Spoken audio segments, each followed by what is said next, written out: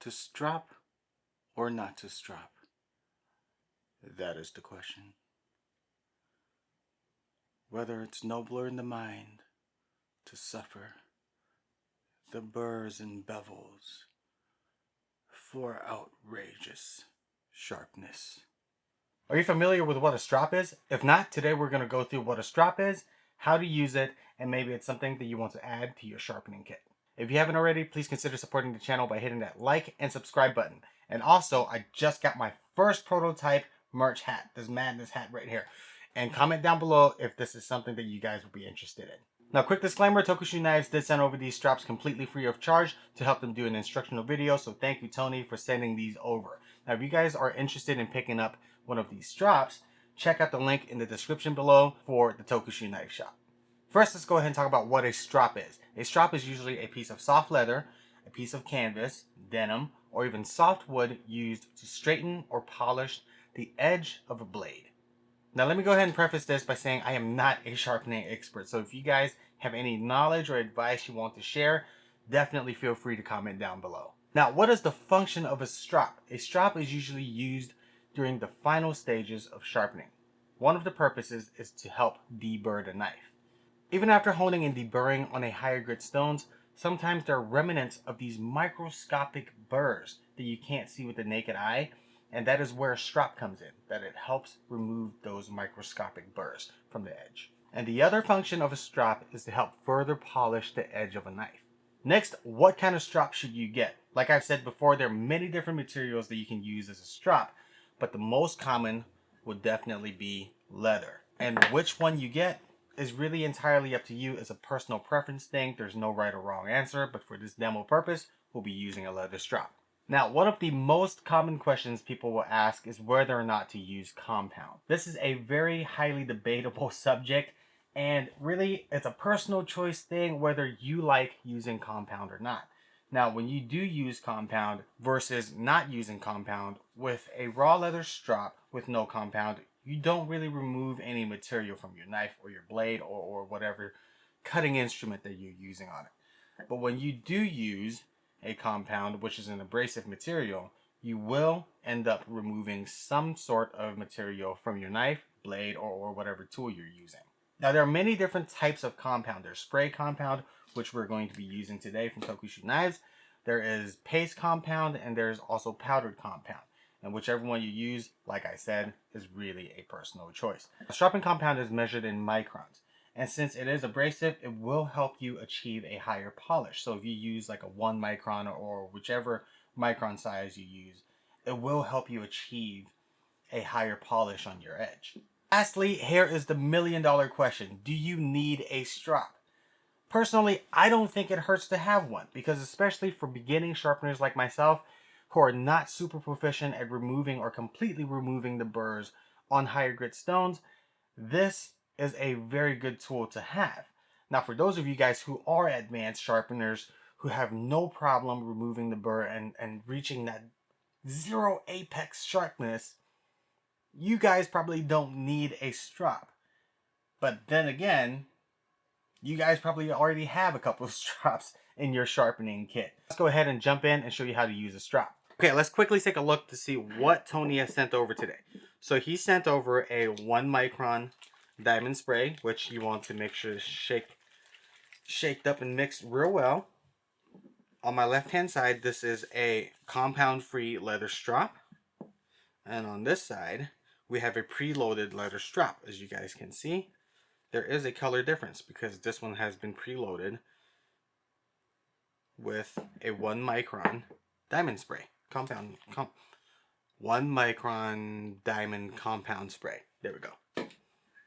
Now, how you guys want to use this kind of diamond spray, you want to shake this up real well, and then you will spray generously on your leather strop or whatever strop you decide to use. And then after you spray it, you want to let it dry. And you can spray a couple coats on there if you need to, just to load it up. But this one has already been preloaded, so we're not going to need this today. This will be used for another day whenever the compound starts getting used up on this block. These straps are actually really nice. They're made with a bamboo block, so it has a very nice hard backing to it. And also on the bottom of it, as you can see, it has this piece of non-slip rubber on it, so it helps you grip whatever surface you're using it on. But today I'm going to go ahead and put it in my stone holder just to give it a little bit extra height. Okay, so here is an unstropped knife that I recently sharpened. This is a 𝐒𝐔𝐏𝐏𝐻𝐿 𝐂𝐇𝐀𝐍𝐍𝐄𝐋. And how you want to use the strop is what you want to do is lay the knife flat, and this is going to be just like sharpening. All right, you're going to want to find your angle, very light pressure, or else you're going to cut into the leather or whatever material you're stropping with. Now, with very light pressure, you're going to want to use an edge trailing. So edge trailing strokes, very light strokes, and you alternate side by side, and just an edge trailing stroke, very light strokes. Just drag your edge across that leather, and that will help you remove any burrs you have left over, or help you achieve a higher polish on your edge. Now, like I said, this was a knife that I've just recently sharpened. I've tried to remove the burr as best I can on a 3K stone.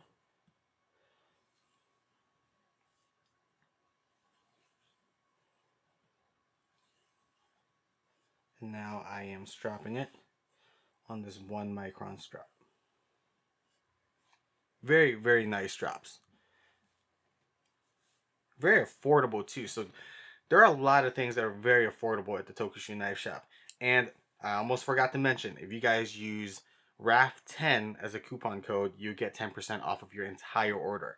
And I did not get any kickback from it, but it's just something that Tony was very generous enough. He's just like, hey, you know, this is something that your viewers and followers can use to utilize at my knife shop. So RAF10 will get you 10% off at the Tokushu Knife Shop. Now let's go ahead and test this edge. And man, that's nice. Yeah, that's very nice. Let's go ahead and roll this up. See how well it bites in. I've been really enjoying the 3K edge that I've been. It bites right into it. As you guys can see, I mean, it just bites right into that smooth surface. No issue doing curve cuts, and there will definitely, sorry for the ASMR, but there will definitely be no issue doing the standing paper cut test. I know this because of just how this knife performed just now. But we'll test it just to show you guys how good this is. Boom. People say that, you know, if you got a good bite and good sharpness and a clean edge, that it will just cut right through the paper towel with little ease. So I'm hoping I did a good job. And it looks like I did a decent job at it. Yeah, that's nice.